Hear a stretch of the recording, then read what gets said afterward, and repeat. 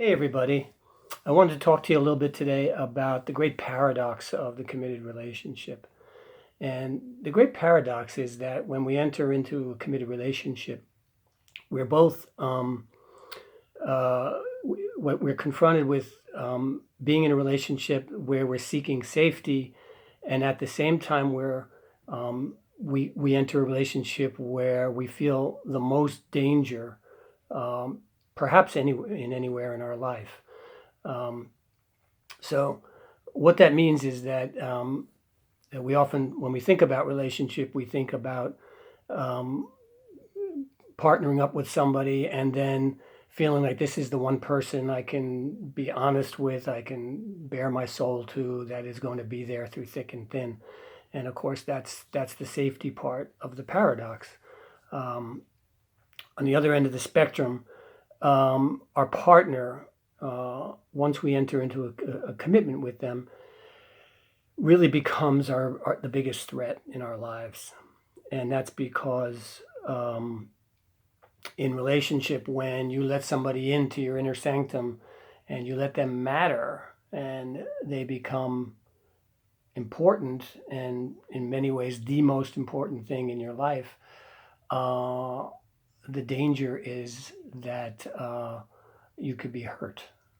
Um, so the threat of our partner kind of boils down to what we imagine might happen if uh, if we um, if we rock the boat in some way.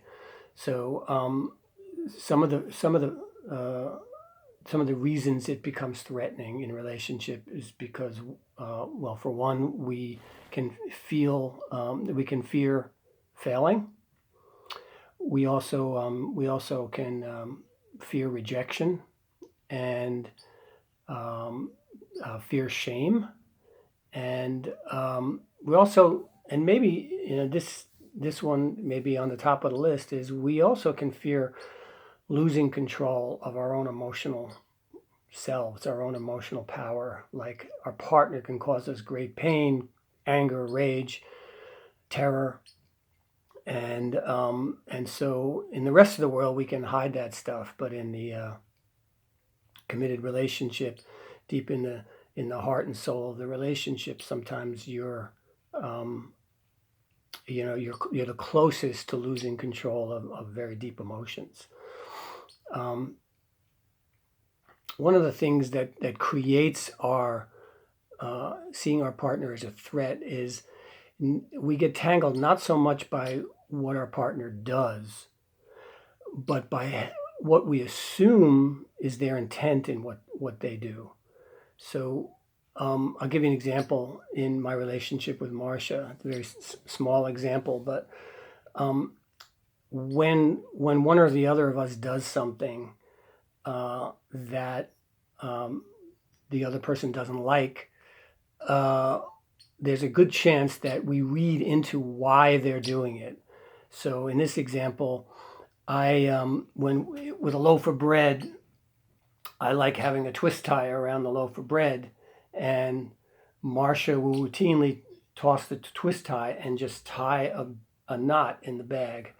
Now I have arthritis in my hand, so it's sometimes hard for me to get those knots untied.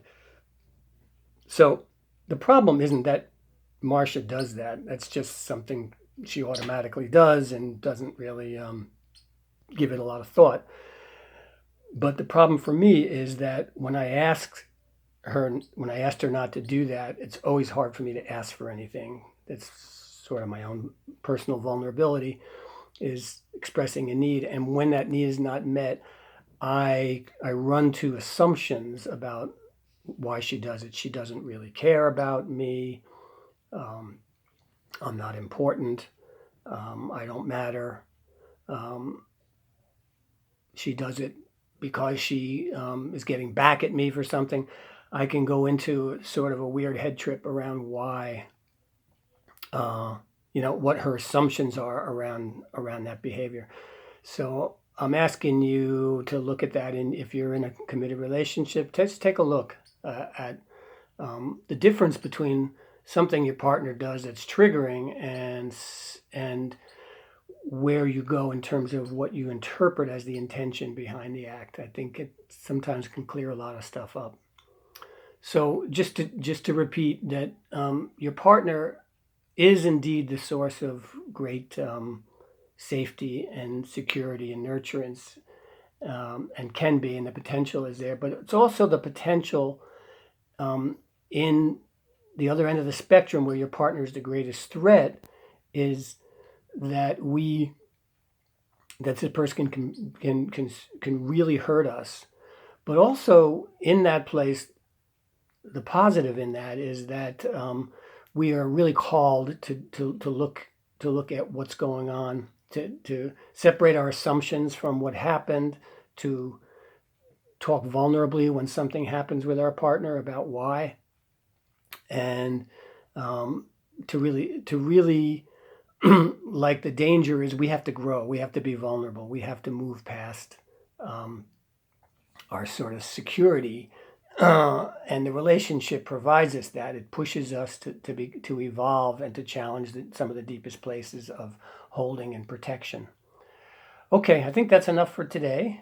This is Luna, and she was happy to be with us today, and I'll see you again next time. Bye.